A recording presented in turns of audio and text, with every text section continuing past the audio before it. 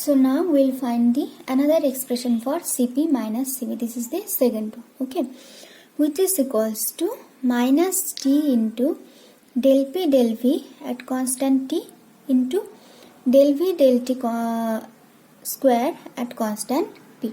Okay. So to prove this or show that Cp minus Cv is equal to this, we will start in the same way. Okay. That is, and we'll do the same treatment. Okay. So we'll start like this, that let entropy is be the function of two independent variables T minus B. It is exactly same as the first one. Okay. So S equals to S, a function of T and V. Then we find the total derivative ds. Okay, this one. Then again we take partial derivative. So this is taking partial derivative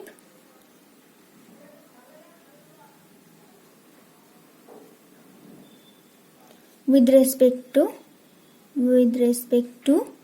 temperature T at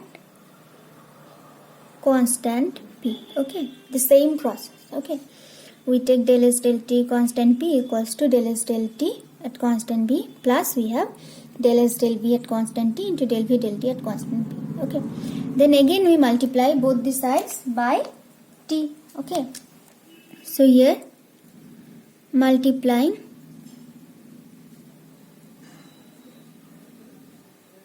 both sides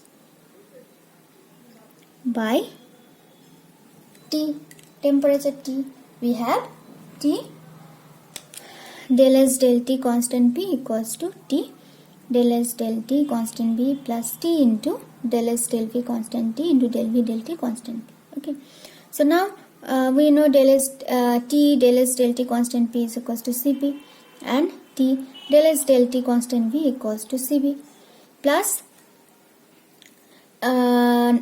T into, now we'll use the Maxwell's relation that we have already used, that is the first relation, which is del S del V constant T is equals to del P del T into constant V. So we have replaced del S del V constant T equals to del P del T constant V. Then the next term will remain same, del V del T at constant V. Okay, so it is the same process as the previous one. So finally we have found this expression Cp minus Cv equals to T into del P del T at constant V into del V del T at constant V. Okay, so we have followed the same process as the previous one. Now from starting from this expression we will prove this relation, the another relation for Cp minus Cv. Okay, so starting from this one which we have already proved. Okay, so now let's say if a function of these variables pressure, volume and temperature is equals to 0, then using the following relation of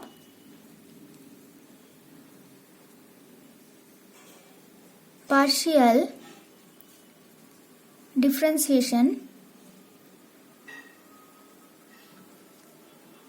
at the beginning we had already said that we will be using two relations of partial differentiation.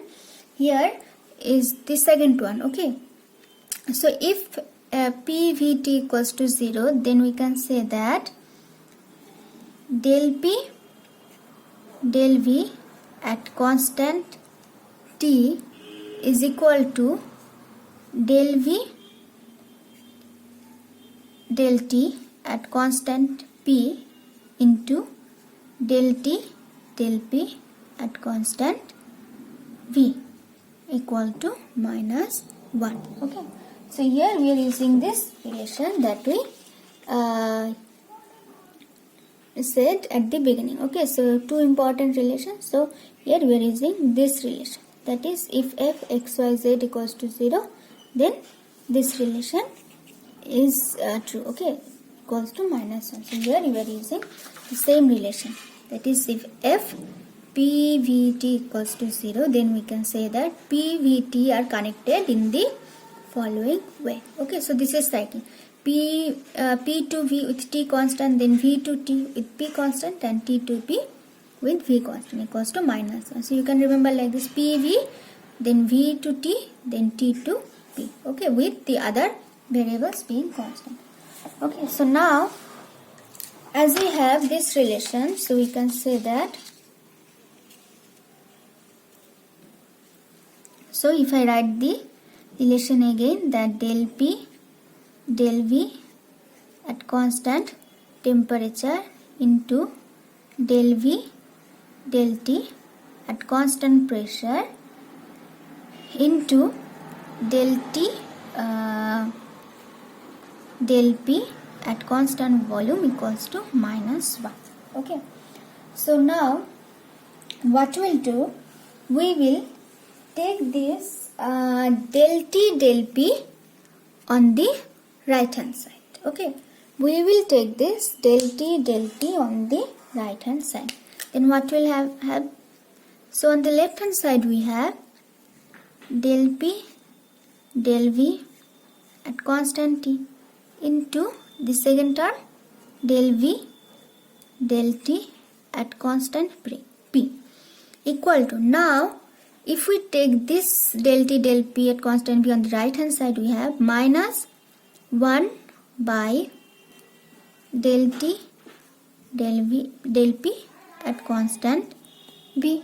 Okay, or so we have del P del V at constant T, the first term, then the second term del V del T at constant P equal to minus.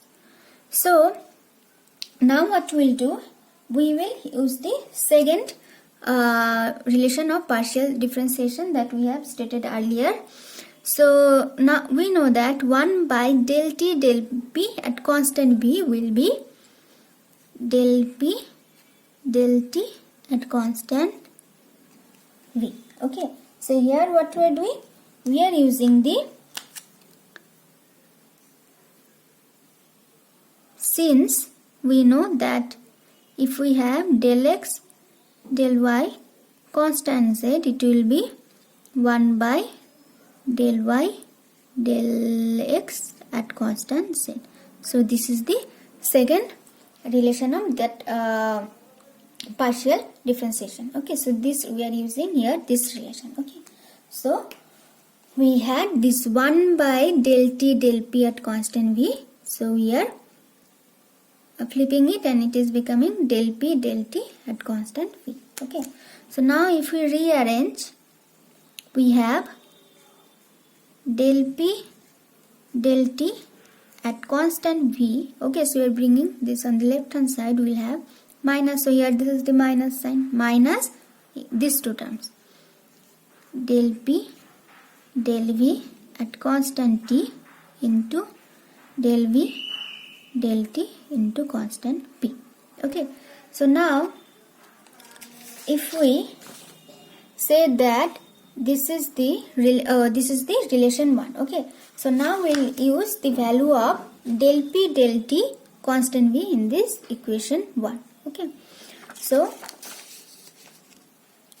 now we'll replace del P del T constant V by this expression in equation 1. Okay, so using this value of del P del T at constant V in equation 1. Equation 1 we have, so if we put the value of del P del T in constant V in equation 1, what do we have?